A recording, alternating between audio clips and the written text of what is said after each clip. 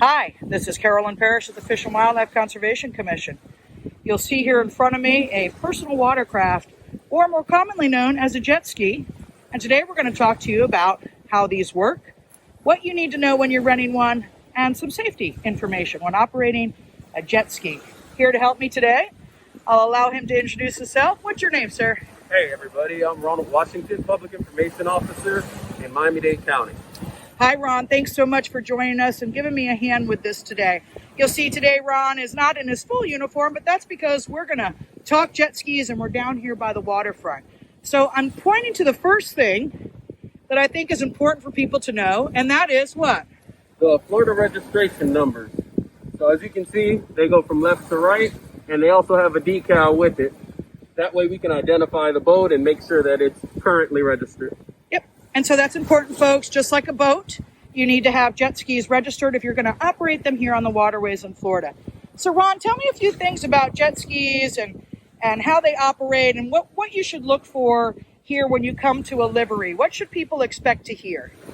So jet skis are highly maneuverable, powerful machines. They're personal watercraft. Usually they can't hold more than 3 people.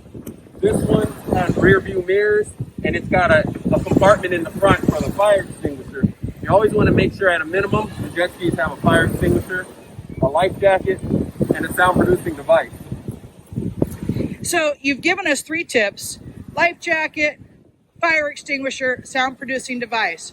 Now, if somebody just comes, maybe they're not familiar with jet ski operation, maybe they're visiting here, or maybe they're even a local resident in the state, and they go to rent one of these things. Talk to me a little bit about that and what we're looking at. What should somebody expect when they rent a jet ski here in the state? So before you even leave your house, the great thing to do is go online and take a boating safety education course. You're visiting from out of town, it's a 25-question quiz that just runs you through what to expect before you get on one of these things. Awesome. And so we're here today in South Florida. If you're just joining us, you're going to see the beautiful water in the background, Officer Washington. We got a couple jet skis here. We're actually at a livery. So I'm going to pan over real quick, and I'm just going to show you. This is just an example of a livery that you may see here in the state of Florida. Oftentimes they operate on beach sides like this. And when somebody comes to the livery, what happens? They just go, and what should they expect to experience when they go to rent a jet ski here? So if you go to a legitimate rental company, you should expect them to have a livery operator who greets you at the door. There should be a placard that has boating safety information. And if it's a jet ski rental livery, they should make sure that you've taken that course. So you're going to have to show proof that you've completed the course successfully. If you haven't done it at home, then you can take it on site at the facility. And then one of the instructors will guide you to where you can operate the jet ski. They'll show you how far to go, what areas to avoid. And the number one thing is they make sure that they give you working, appropriate safety equipment.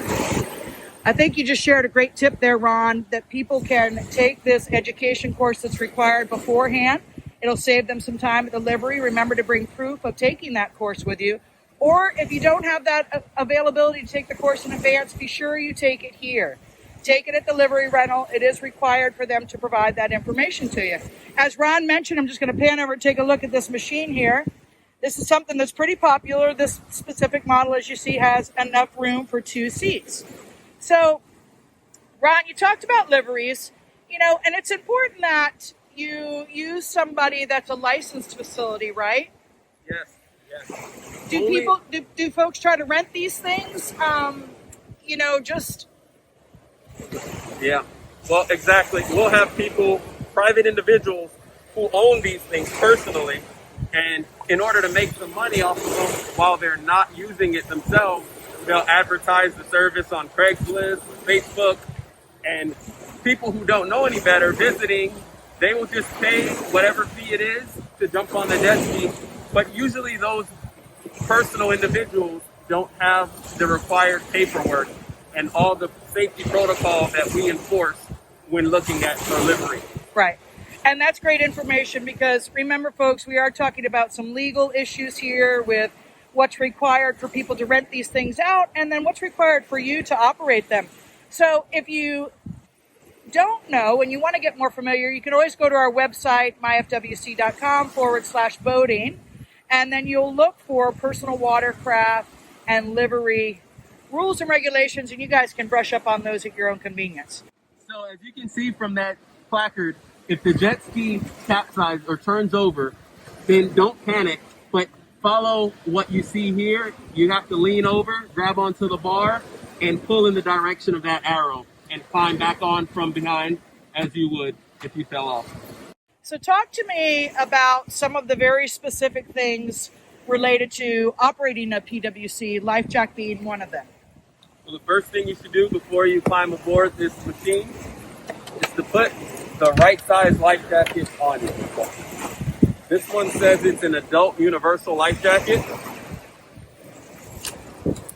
So I'm going to go ahead and put it on properly. And while Ron's getting that on, I will tell you, I spend a little bit of time riding with law enforcement in my position here at FWC. And we see folks sometimes that don't necessarily have the proper life jacket on. And by that, I mean proper fit, proper design. For jet skis and PWCs in specific, you're required to have this type of life jacket, correct? Correct. Okay. This is a type 2 life jacket, I believe. And whenever you're riding a jet ski, unlike other watercraft, you must have this on at all times. Right. And so I know that we talk a lot about giving people different types of options for different types of life jackets. Some of those ones that are self-inflatable or some of the ones that are fanny pack by design, those are not allowed to be used on a jet ski, correct? Correct. Only this one, because if you fall in the water, which is common when riding these watercraft, you'll stay afloat. Whether or not you're conscious, your head will stay above water and it will be easier for rescuers to come find you. So proper fit is important. Exactly. So it doesn't come off. And definitely have all 3 buckles. And if there's a zipper, zipper it up. Right. You actually have to have the zipper required to consider it, or closed rather, to consider it fully fitted and secure. Correct. All right, so Ron's going to give us a little life jacket demo here, some of the things he's talking about. I'm going to follow him here into the water just a little bit. Bear with us. All right, so specifically what we want to talk about, proper fit, like we were just discussing. And Ron's going to do a little fall into the water for me and talk to me about buoyancy and keeping his head afloat. So with no effort, you can see I'm able to keep my head above water. I can breathe. And if I'm in distress, somebody should be able to locate me in this position.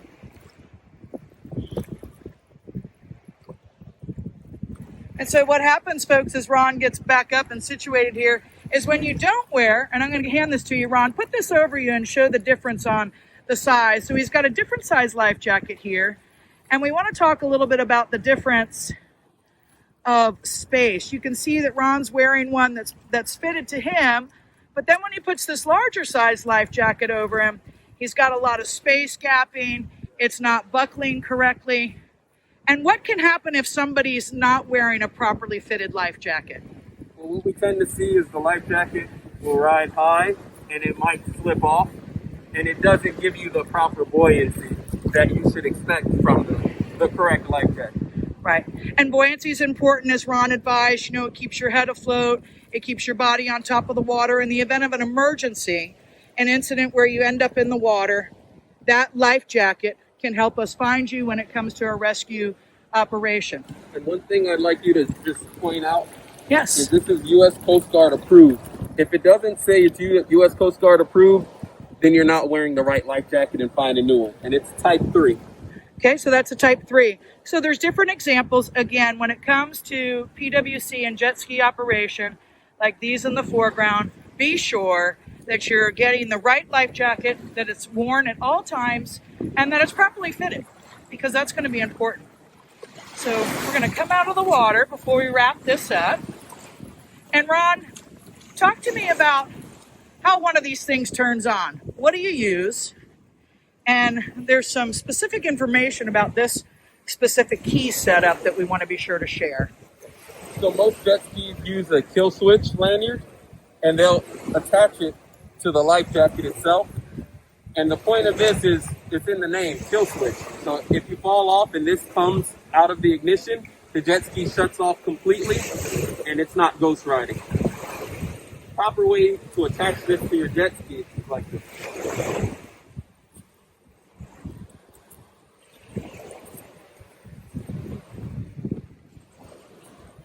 When you feel that click, it's on there securely. And then I take the other end and I clip it securely onto my vest. And that's required on a jet ski, correct? To have that lanyard and that kill switch? Correct. If you're seen with this, well, it won't operate with this part not connected, but if this is not on your wrist or on your life jacket and it's just hanging loosely, you will get pulled over for your safety. Right. Absolutely. And you mentioned the term ghost riding. So for our viewers, tell me what you mean by that. Well, if the throttle doesn't shut off, then the jet ski, they don't have brakes like vehicles, so it'll continue to cruise and potentially endanger property or a person around. Right. All important information. And I'll tell you, you might notice, folks, we're here. It's a beautiful sunny day here in South Florida. So if somebody wants to rent a jet ski, when can they rent them? Can they rent them 24 hours a day? How does that work? Is there anything that any laws about that? Yeah, so jet skis are only to be used 30 minutes before sunrise and 30 minutes after sunset. It cannot be on the water after that time window. So as long as you have some light out, you should be good to go. But check the time. Yep, always check the time. That's an important, and that's really a safety feature. These machines are not set up like a regular vessel. You'll see that they don't have navigational lights and bow lights and stern lights. So there are laws in place about when it's legal to operate. And again, if you go to a properly licensed livery, they're going to know that, and they're going to tell you exactly what time you need to go out and come back. So one more thing before we wrap up, Ron. And we talked about, when people come over to the beach. So we happen to be here at one of the beaches in the state parks here in Broward County. And I see some orange buoys in the distance. They're on the left side of the screen there. So these folks are doing what with the orange buoys? So those buoys are markers to let you know where safe water is to pass away from other swimmers. And that's just a designated zone to get far out enough where you can operate this in careful regard for the safety of everybody around you. Good. And like I said, we're here at one of the beaches that are along the state parks. You can see some folks here enjoying the beautiful water. So it's important when you're operating a PWC or jet ski that you stay out of the designated public swim areas, correct? Correct. Right. And if you see in the distance, I'm going to pan over here way on the right side of my screen. You may not be able to see it, but there's a small swim buoy there in the distance. And so that marks that appropriate distance off the public beach that you need to stay away from for this specific area when you're operating a jet ski. So that's another thing that you should ask if you're not told when you rent a jet ski. Where can I go? What time do I have to be back? Make sure you have all your required safety equipment, your fire extinguisher, your whistle. And double check it yourself. There's a fuel gauge on here just like a vehicle. You want to make sure you have at least half a tank in order so you don't get stranded out there. If they say the fire extinguisher is good, check it yourself, because if you get pulled over, you're responsible for any safety violations, not the livery. Doesn't hurt to check. Yes, that's a great tip too, folks. Be sure that you're checking. It's about your safety. And if you experience an issue where you're broke down out there, you can always call FWC. We have our Wildlife Alert Hotline. It's toll free, 888-404-3922. We can get you some assistance. And the livery should give you some information on that also, maybe their contact information or areas or businesses in the area rather that can assist you. All right, when you're getting on board the jet ski, make sure it's off and you want to board from this backside.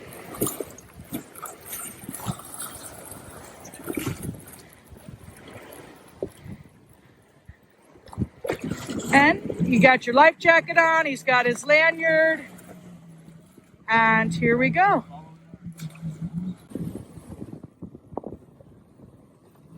So what Ron is demonstrating here is powering through a turn. It's important when operating a jet ski that you apply the throttle completely through the turn. If not, you won't be able to complete the turn of the jet ski. So what Ron's demonstrating here is how to get back on the jet ski in the event that you fall off into the water. If you have your key attached and the lanyard attached properly to the jet ski automatically shuts off. So he's showing you that example. And then he's going to show you, like we talked about, that you always have to board the jet ski from behind. There's a handle on the seat, there's a rubberized platform, and you simply pull your body up onto the jet ski, get situated, hook up your key and attach your lanyard, and then you are ready to get started again on the jet ski. If you're new to operating a jet ski, always ride within your limits and never operate while under the influence of any alcohol or controlled substances. And Ron, what do you mean ride within your limits? What are you talking about? Don't try any stunts that you've seen on TV, like wake jumping or riding it with one hand or no hands. Make sure that you stay in control. That way you can make it back safely and you don't damage the rented jet ski. Perfect. And at the end of the day, we want you to be having fun, have a great experience, but like Ron just said, get back to the shore safely.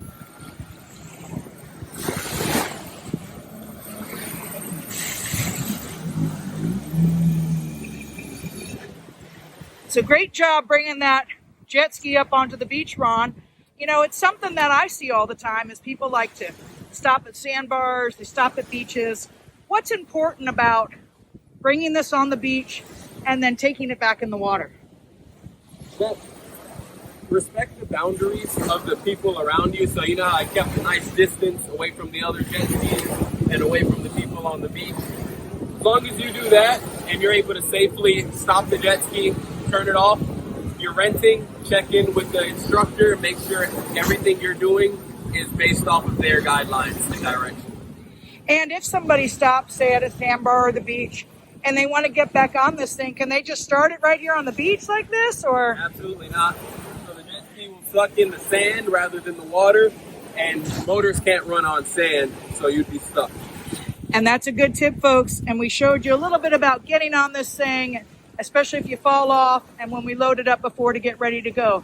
So anything else you think we can talk to the folks about today, Ron? Be sure to bring an ID or Florida driver's license that shows your age, because if you're under the age of 14, you cannot operate a jet ski on Florida waterways. And if you're born after January 1st, 1988, you must have that boater safety education requirement. Go out there, pay attention to what they tell you because it's for your safety, and go out there and have fun. Enjoy Florida's beautiful waterways. All right, thanks for joining us. Are you interested in becoming a livery operator and having your own business? Well, our FWC Boating and Waterways section would love to help you get started.